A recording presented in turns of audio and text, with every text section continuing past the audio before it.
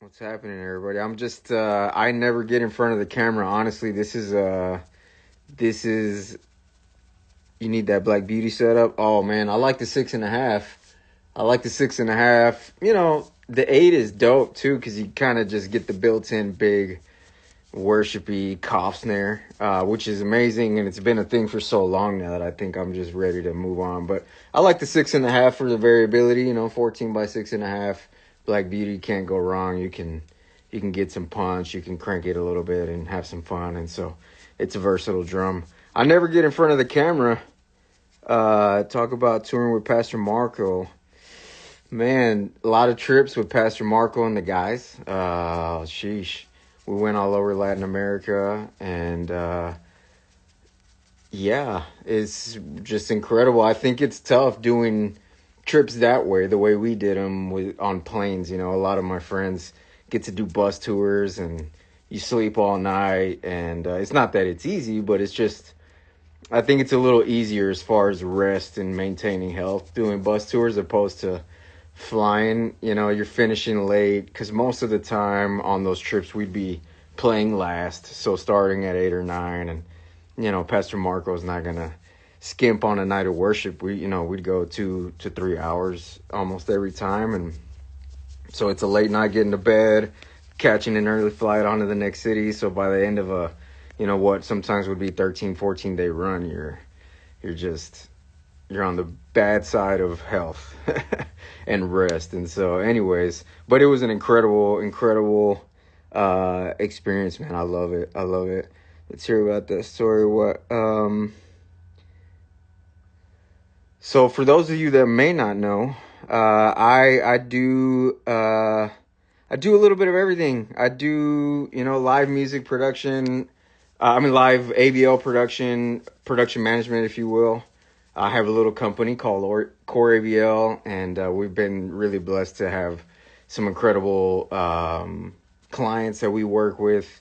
Do a lot of fun events, and so that's one aspect. The other aspect is the musicianship and music production, mixing, engineering, all that kind of stuff, which has been a thing for me since I was a kid. I started playing in church at 12 years old, and it just never stopped. Here we are. I'm 40. I turned 40 last year, believe it or not. And so that's another aspect. In being a musician and kind of trying to do your own music business world, you learn a little bit of design, you learn a little bit of marketing. I'm not an expert, though. I do count on experts for those things most of the time, or advice for sure. But anyways, yeah, it's just a lot of different stuff. My role as a producer for Pastor Marco. So Pastor Marco, I started playing with him, I guess it was in 2009. A long time ago. And at the time, the producer was a guy, he was writing a lot of stuff and producing. He was a guy named, I think a lot of us know him, obviously. His name is Julian Collazos. Incredibly talented producer, worship leader, along with his wife as well. And he was gracious enough to allow me to kind of come into the group and play when Keith Banks couldn't be there. And so, that's way back then. Times go on, transitions happen, and by next thing you know, I guess it's 2015, and I am coming on at the record label and doing more in production, editing, tuning, really putting in the grunt work, from 2012, 2015, 16, and then step a little more into the producer's chair around 16, 17, co-producing on El Encuentro, Amanece. Well, no, Amanece was just production manager, but El Encuentro as a co-producer. Emmanuel for Christine DeClario got to be heavy in the production of that, which was a real blessing.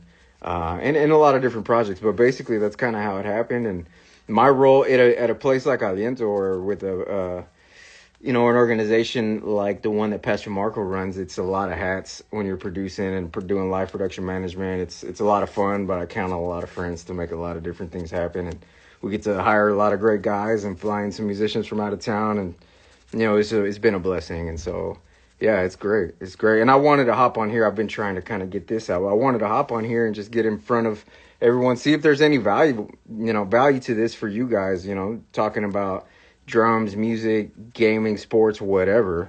I wouldn't mind breaking open a session. I have a bunch of sessions we could crack open and stream it for real, hop over onto this. My little rig is turning off now, but hop over onto the Pro Tools rig and stream a session and just talk through tone, talk through, all kinds of different stuff. We could do that if y'all are down.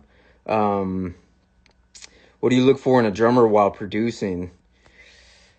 Man, pocket, consistency, dynamics, a good attitude. If you can do those things in worship, especially, we can have success. I think it doesn't, it's not necessarily rocket science. And a big part of that is good attitude and playing passionately and playing the parts. I think that's really important.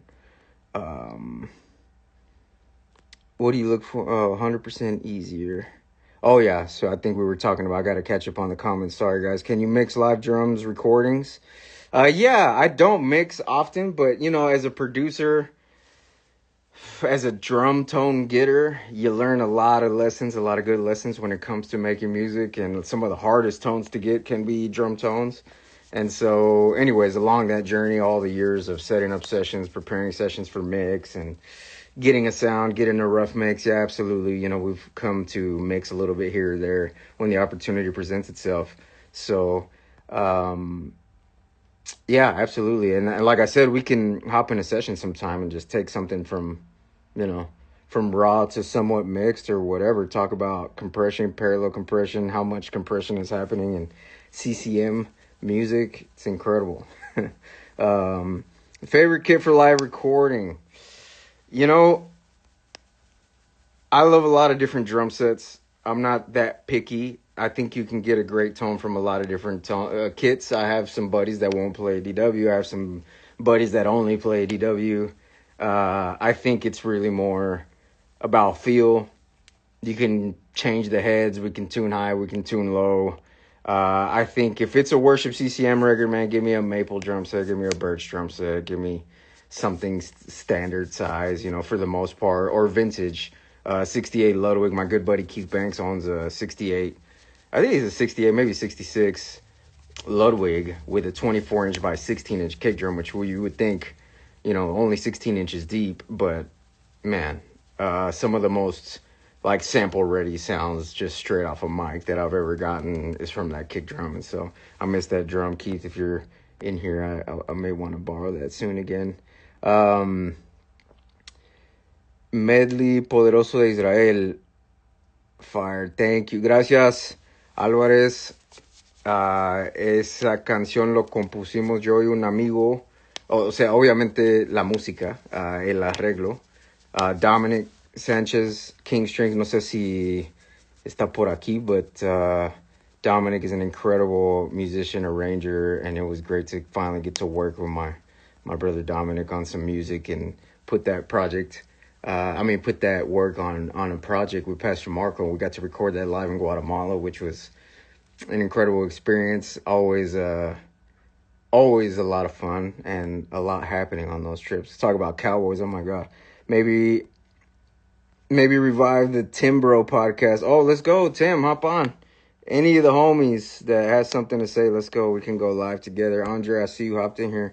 Let's go. Let's chat. Andre played on was gracious enough to play on one of the tracks of the little Focus coffee music project brand thing that I just launched called Focus Lab.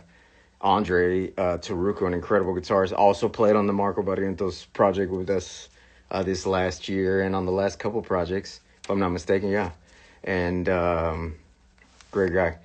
Cowboys, man, it's hard to talk Cowboys, bro, because it's just immediate bad vibes if we talk Cowboys. There's just not a lot good to say. Maybe a little hope. I like the new DC hire.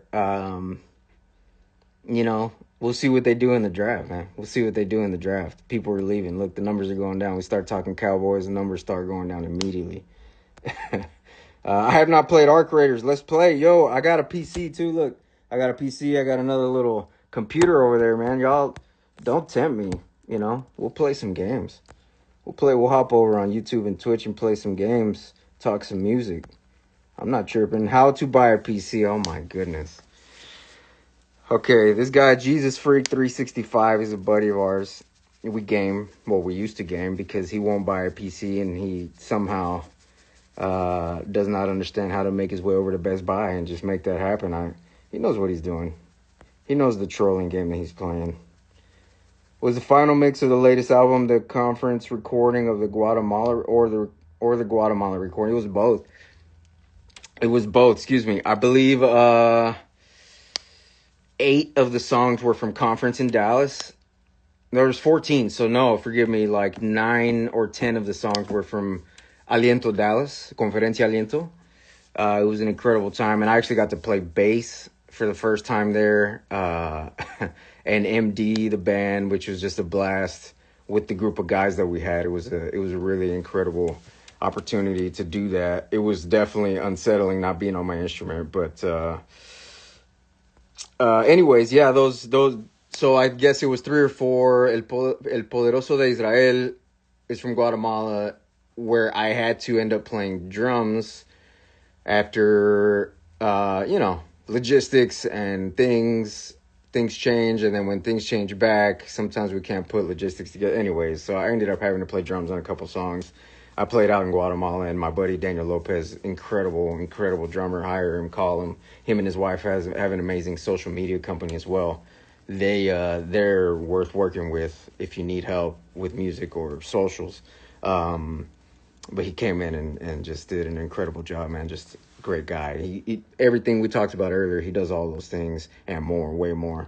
How do you feel about Jeremy not having a PC? Well, it bothers me, it bothers me that this grown man, saludos desde Guatemala. Andre, you in Guate, bro? Did you go without me? You can't go without me, bro. Jeremy's a troll, Josh. We know this. Let's move it on. Let's move it along. Is there being a new recording at this year's conference? I couldn't tell you, man. I worked for a long time with Aliento very closely, like on the day-to-day, and I don't anymore. I still work closely with them. They're great friends. They'll always be family, and we'll work again. But I couldn't tell you since I'm not in the day-to-day meetings and conversations right now. I don't know if the plan is to record. I hope so. Julio, what's up, brother? Let's go, man. Great to hear from you, man. Let's chat. Yo, Dom, King Strings made it in. Somebody was talking about El Poderoso de Israel medley earlier, and this is King Strings. Dominic Sanchez, the guy. We arranged that together, and we'll do more. He's an incredible guy. Check out his stuff he's got going on, Fractal Vault. If you're into Pokemon, which I hadn't been, but I'm starting to just because my buddy's doing this, and it's super dope. Check out Fractal Vault on Instagram and whatnot. Daniel, ¿qué onda, loco? How did you come up with the De Gloria en Gloria Danzare medley? Necessity is the mother of invention, I guess. I think it was a request from on high, from the higher-ups of the label and management types that requested a certain type of song, and we're also requesting the theme of the album include some old and some new, and so felt like a natural fit. I really love the version for Mexico City that we recorded in 2024. But I'm not gonna lie, it just really felt like Danzare just needed it was like ready for some energy to be pumped into it. So it's fun, and maybe somebody will do a remix or do the whole version, because honestly we only did from the bridge out on this mashup, I guess if you want to call it that. I'm just kidding. Andre is just kidding with me. I'm just being those dudes on the live feed. Haha. Ven a Querétaro. Andre, I love you, bro. You're hilarious. When's your next project coming out? The Focus Lab Hours is fired. Thank you, bro. Ernesto, I appreciate you, brother. That's next one's coming soon, man. I'm trying to work on some music for my wife. Actually, she sings, and she's been incredible staying home with the kids for the last 5-6 years, and so it's time for that, and working on several different projects, man. And anyways, yeah, would love to collaborate with any of you guys as well. Piece of advice you would tell musicians technically and spiritually. This is a great question. Technically, it's not for worship music. You need a great approach as far as learning music and being diligent and being disciplined. Just really, it's really just basic, Bible etiquette, right? Be prepared, have respect, represent yourself well. Don't learn the song in the rehearsal. We're not learning the song in a rehearsal. We're showing up ready to go. You know what I mean? All of those things. Because I think in a worship setting, heart,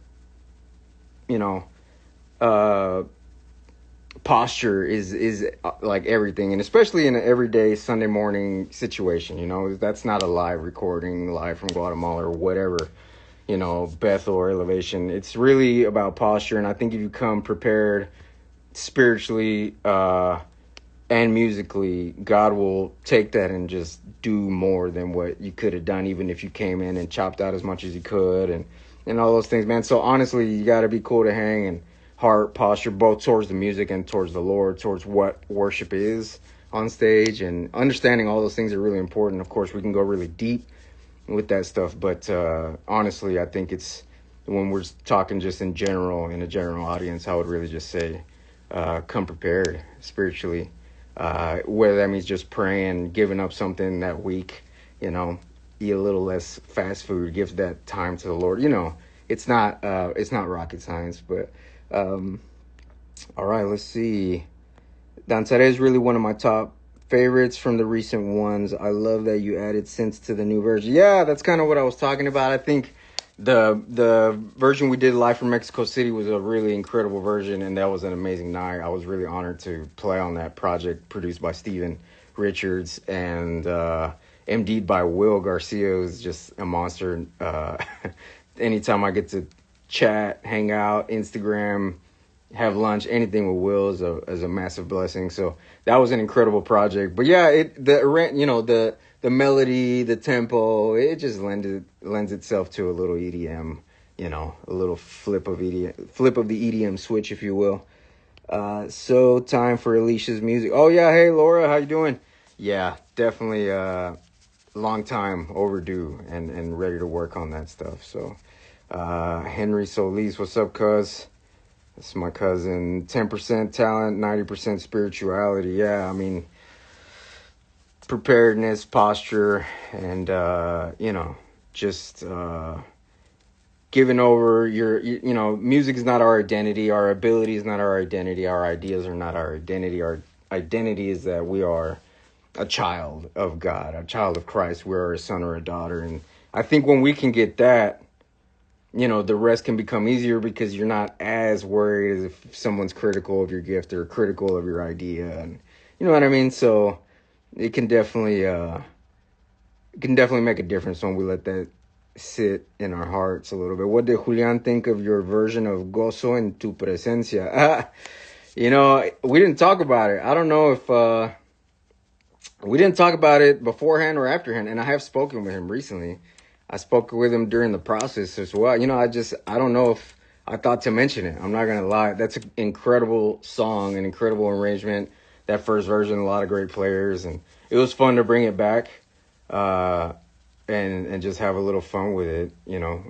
That night out in Guatemala when we played that, last song, it's always an incredible celebration moment. So it's a blast. It's a blast. Cool. Well, guys, like I said, I think we have more people in now than when we kind of started chopping it up a little bit earlier. But yeah, I'd love to open up some sessions, have some more chats, talk music business, even like label stuff, which I'd been kind of doing the last 6-7 years a little more actively than playing on Sundays and touring. I've been in Pro Tools and producing and, labeling, if you will, in our way that we did it, that we were doing it at that time, and just any perspective I might have for any artist or, musicians looking to do branding, whatever it is, guys looking to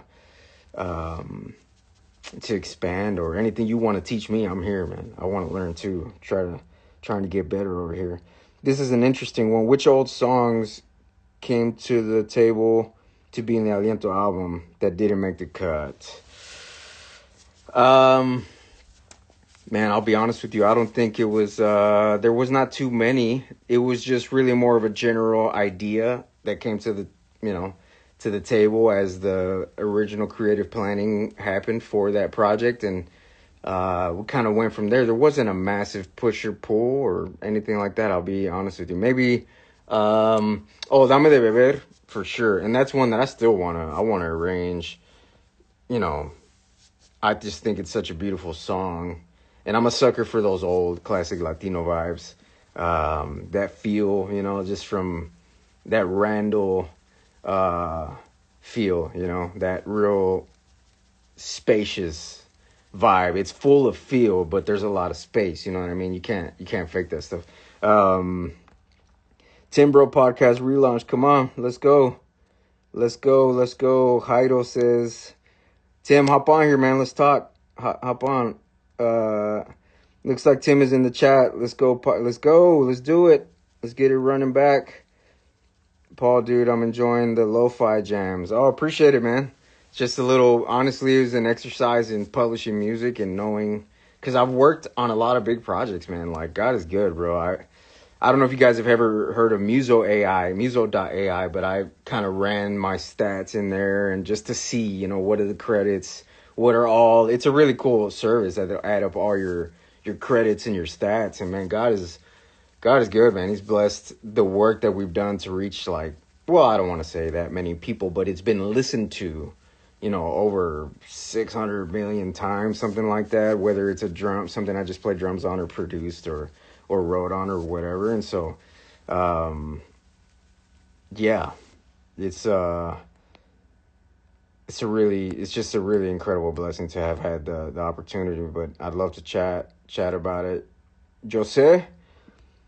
Oh, we got to do that, man. I really loved it. I'm not going to lie. I get the vibe that Pastor Marco didn't vibe it with us as much as we did. And, obviously the boss has the final say, but hey, I don't know. Maybe they'll okay me releasing I'll mix a little version of our rehearsal, see what people think about it. You never know. We might be able to do that. Let's see here. I thought you were going to record and release the El Encuentro Tour medley, Quien es como tú. I played that one a million times on the road, man. Live with Julian and Busta and Hini Danny Hinojosa, our favorite coffee shop owner. But yeah, I think here's the thing. Osana is one that just really needs, it's like whoever takes on, there's the EDM version that I think is kind of the easy remixable thing, but the next actual real church version of that song, that's quite the undertaking, man. That song is so known with those melodies, and those rhythms are so iconic that they wrote in the studio, Juliana and Keith, and I always had a blast playing them. But no, it didn't come up, man. I'm not gonna lie. I was like, if I take a shot at Osana, I need time, man, and there's not always a ton of time, so it is what it is. Let's see what's good, Tim. Let's go, bro. Send the request. I think you can request to hop in here. Let's do it. Tim went to Guatemala with us. He was also here in Dallas with us at Conferencia Aliento. He was our monitor engineer for both recordings, and a great engineer. Have him mix your stuff. Have him come out. Abel Koshi joined up. Monster audio guy. I've been honored to watch him grow, yes, but just to watch him, man. He's such a talented guy. What are some of your goals for this year? Man, this year is an interesting year. That's a great question. And it's flying by. Let me tell you, I'm trying to grow a new music brand, a personal brand, something I've never done before, to just make music myself here with my family. And also to grow my AVL company. We do consultation and installations, and we're blessed to work with the Dallas Mavericks, which is crazy. We hadn't really talked about that. I mean, it's just wild. God, it's just opened so many doors for us, man. I have a buddy. His name is T Leach, White T is his rapper name. Incredibly talented, diligent, smart young man that I'd known for a long time. I met him. He was 13 or 14, I guess, because I was 17 or 18. And he's gone on to just do incredible things in marketing, branding, 3D design, real work. So he's the type of guys that build assets for Unreal Engine and this type of stuff.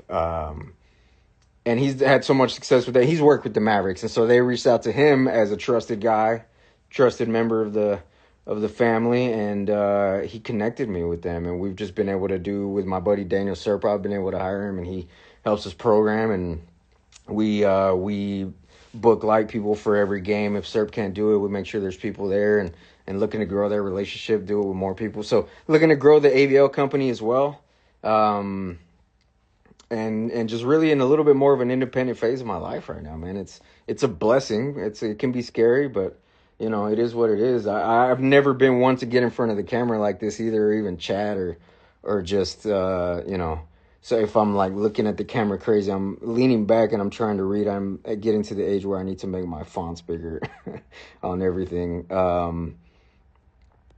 But yeah, so that's kind of what's up for this year, man. Music, more music in a different way, different new styles of music, instrumental music, more worship. I hope to have the honor to, you know, arrange or write more, produce more worship music with friends, and yeah, AVL endeavors, business installs, yeah, all that. Got a lot of great friends doing a lot of great things here in DFW too. Watching those guys is incredible. My buddy Brandon over at Audio Link, it's crazy. What does this year look like for travel? So we plan to come see you. Oh, I don't know. You know, that may be one of the differences about this year is I may stay home a little more, which I hadn't been traveling a lot, to be honest, the last few years. But yeah, Álvarez dice, ¿siempre produces tú las canciones de Marco?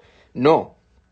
Por muchos años he trabajado con el pastor Marco y en Aliento, en la conferencia, como músico, como productor, como coproductor, como gerente de producción en vivo, varios roles, ¿no?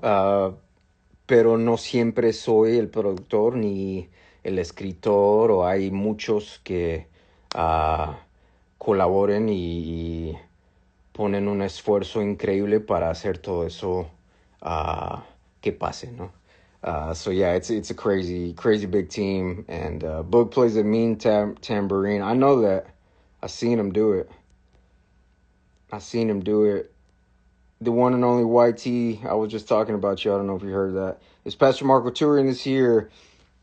You know, I won't never speak for Pastor Marco, but from what I know, I don't think you'll see like a full-blown tour with a band where you're going to get like back-to-back nights of worship, night of worship, night of worship, night of worship across Latin America. But I think absolutely you'll see him doing his own personal travels and probably singing with local ministries. And then if I'm not mistaken, they may do some live recordings abroad, or, you know, large conferences, maybe take what happens in Dallas on the road. Like I said, I couldn't tell you, being that I'm not in the day-to-day, but I wouldn't plan on not seeing him, but I don't know that you'll see a classic tour out of the Aliento brand anymore. Oh, I see you, Tim. My bad. Let's go live with Tim. That's wild. I appreciate y'all for hanging out.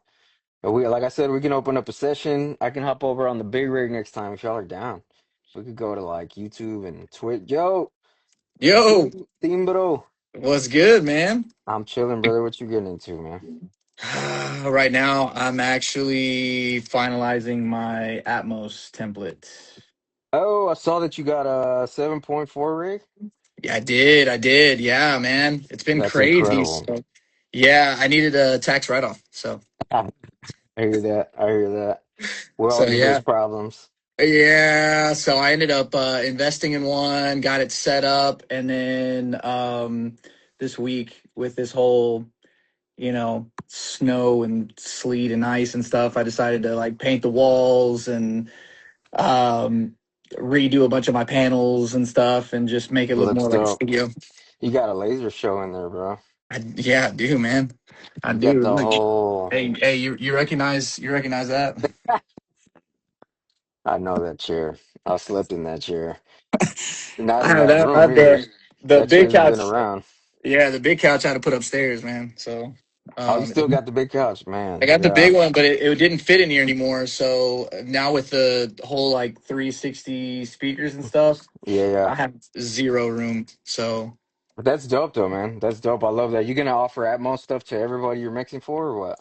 Yeah, yeah, I'm gonna start including it. So doing the stereo mix and then the obviously the mastering, and then if they're wanting the Atmos as well, then I'll do that, along with it. So Right. Is that an extra charge or it comes with? it's an extra charge, but right now Gotcha. it's pretty economical, just so that way get a lot of people's feet wet, and then once it like starts to ramp up, then go from there. Right, right, right. Man, Tim, what have we done together, bro? Well, I mean, you came on to hang out with us at Aliento way back in the days. You did I some was really like, cool stuff. You remixed Único Dios, you remixed a couple yeah, my yeah. favorite I think my favorite thing you did for us never came out, bro. It was the one with Marcela. I Oh, forget the Lo I Único forgot, que quiero. Did it I come forgot out? about that one. Yeah, yeah, yeah, yeah. It That's did come right. out. No, it never Oh, did. it never came out, bro. That one was fire, man. Maybe we'll crack that session open for these people if they That want, would Tim.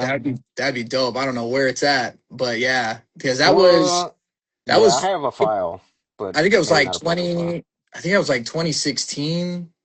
I think it was 2016 when I started with you guys. It was like late Gotcha. 2016, and then 2017 I started popping out a lot of those remixes and doing a lot of the production and stuff. And then, dang man, yeah, it's been over. That's almost 10 years.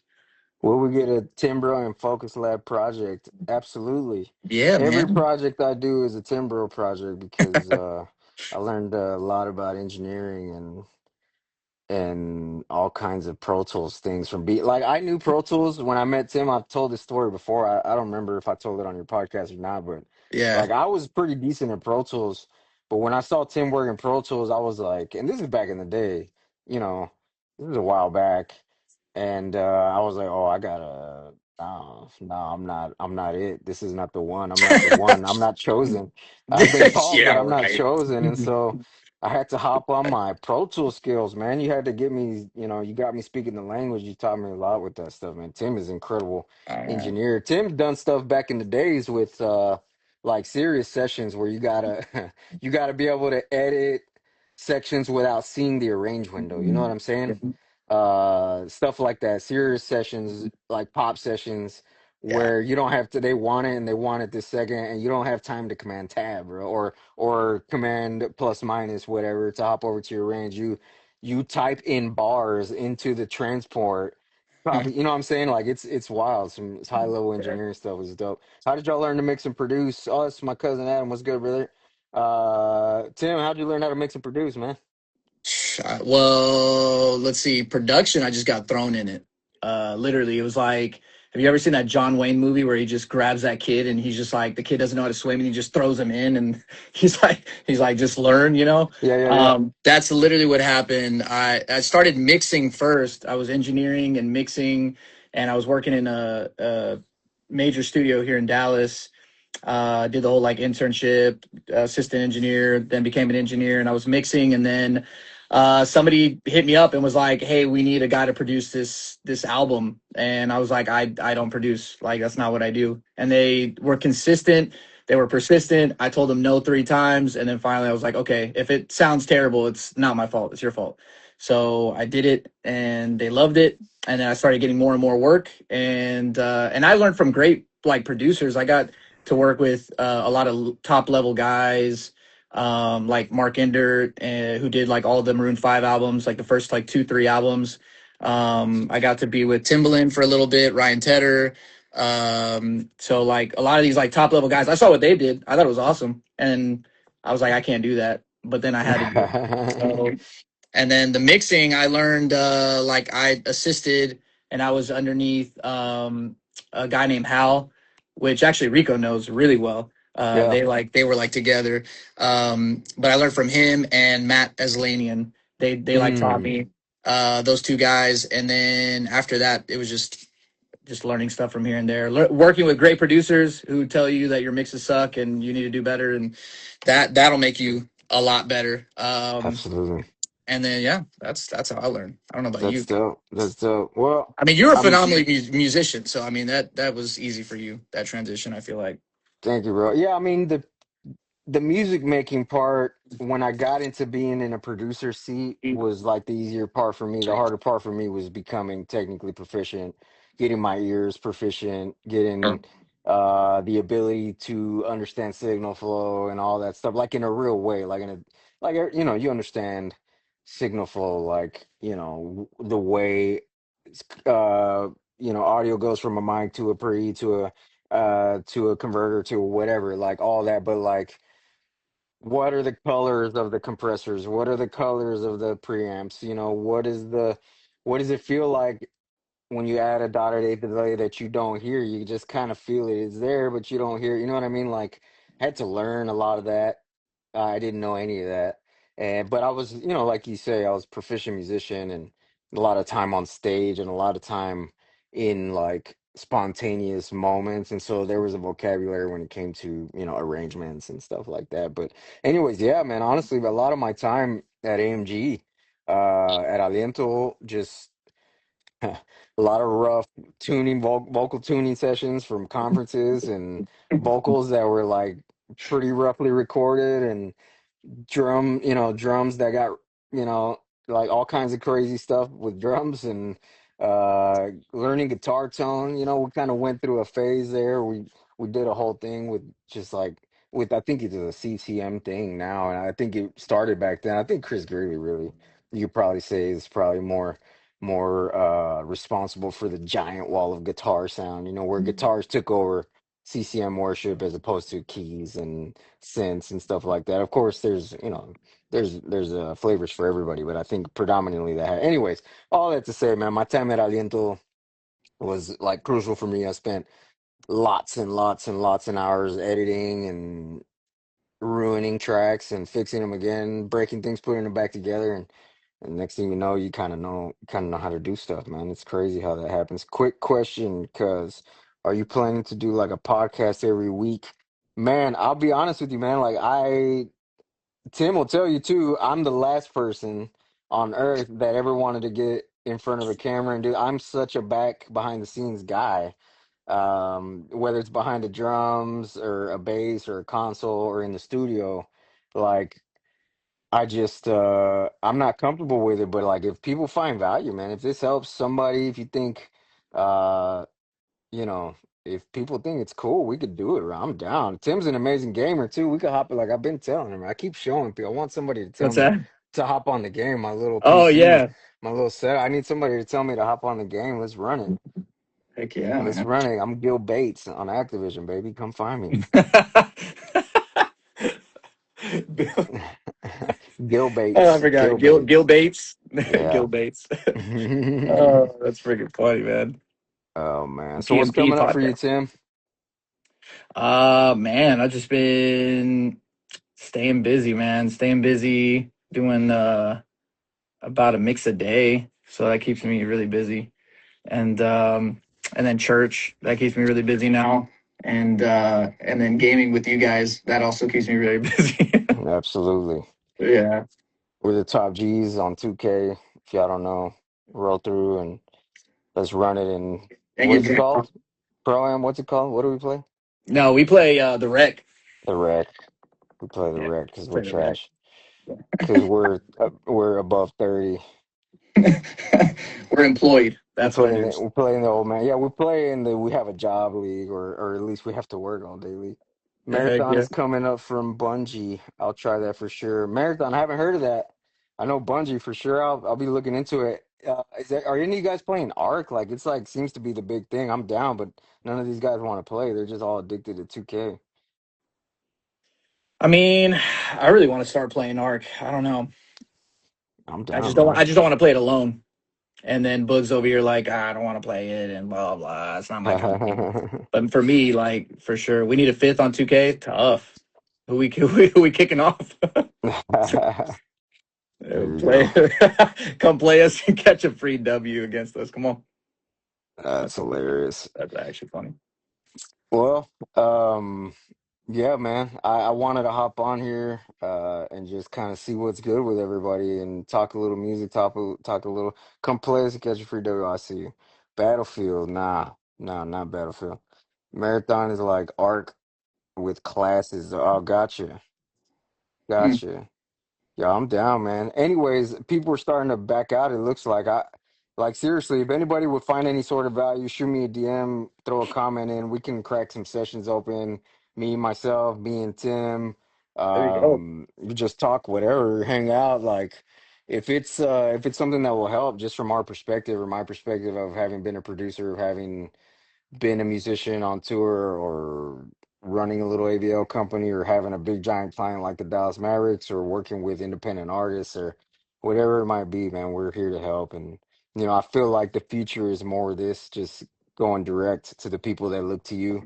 So, yeah, man, for all you guys that follow me, for anybody that joined up, I really appreciate it. And Tim, thanks for joining up, brother. It's always a Yeah, man. blast. Appreciate you, man. Appreciate you for having me. And yeah, it'd be dope. It'd be dope to have like more of these types of lives or like they said, like a even if it was a mini podcast or something, you know? Yeah, I So- was thinking even if it was a podcast to just do it like this, like not record and edit and let's just record it Right, live, right. man. Let's just do it live and talk music, crack open a session, talk whatever, talk a little sports, play a few Right. games. You know what I'm saying? When there's time, because we also got to make money. I need that hi-hat clutch if you ain't using it, Paul. Brother, there's an epidemic of hi-hat clutches out there with the young generations. Can somebody explain this to me? Why every time I play now, which I don't play often on Sundays anymore, um, but often I show up and there's no hi-hat clutch, man. When did we start taking the hi-hat clutch and why? Can somebody tell me? Mixed feedback? Do we do mixed feedback? Yeah, absolutely, brother. I love to complain. I love to complain. That's what makes me a great producer, because I'm a pretty critical person. I try to do it in the right way, though. Honestly, that's something we could talk about as a journey of knowing when and why to pull and pull those strings and push those buttons. But yeah, absolutely, mixed feedback, whatever, whatever we're doing it all in this world. So yeah, I don't know why these young drummers are taking hi-hat clutches, bro. It's killing me. Like if you're a young drummer and you're in here, don't do that, bro. Don't steal the hi-hat clutch. And like I feel like that's why churches start to put them away. This is the thing for me, bro. It bothers me. Like it used to be your It does. cymbals, your snare, and your kick pedal. Now I show up with all that, and there's no hi-hat clutch, bro. You can't play the drums without a hi-hat clutch, bro. Of all the all that expensive equipment, bro. Like it could be thousands and thousands of dollars on a drum rig, and there's not a $30 hi-hat clutch there. It's incredible, man. I'm not sure why it happens. Yo, MJ was good. MJ's at one of those churches where I've had that issue where the hi-hat clutch at Trinity. Like I show up, no hi-hat clutch. Why? I get it. There's a lot of young cats that are playing there, and maybe that's why. Maybe they get lost. I don't know. It's Yeah, crazy. Yeah, someone's let me asking, are they rant a little breaking bit. them? Are they losing them? No, I What's think people take them. People take them, and then the church just I don't know, bro. I don't know. Then I would find them on the side, somebody would forget to just take it off their symbols and it was on, I don't know, bro. I'm good at complaining oh on yeah, yeah, yeah, yeah. That makes blame sense though. Yeah, yeah, yeah. I could see Jeremy. that. I can No, see I'm not that. gonna lie. I think it started when Abel was there. I don't know if Abel's still in here. Maybe he can come speak for himself. Uh, speak up about it because, save the clutches, man. Save the whales, save the clutches. Save me a headache, brother. I'm not carrying a hi-hat clutch too, bro. That cymbals, the snare, it's enough, man. It's enough. Lock them up like a right. It's gold, man. Clutches are the new crypto. Like I'm gonna invest in some. That's crazy. But It's like anyways, yeah, I could see that though. I could see how people would either take them because somebody took theirs, or they just, yeah, man, they took their own hi hats and then they just didn't take it off. I don't yeah, know. yeah. Like, it's ridiculous, man. It's ridiculous. I've shown up to places. I could tell a bunch of stories about broken drum heads on tour or showing up. I wonder if Busta's in here. He's not in here. Next time we do this, if Daniel Bustamante is in here, we'll talk about the story in Bolivia when they bought me some fake drumsticks. And Fake drumsticks. yeah, it Mm. was he's got to be here. It's not going to be funny, but anyways.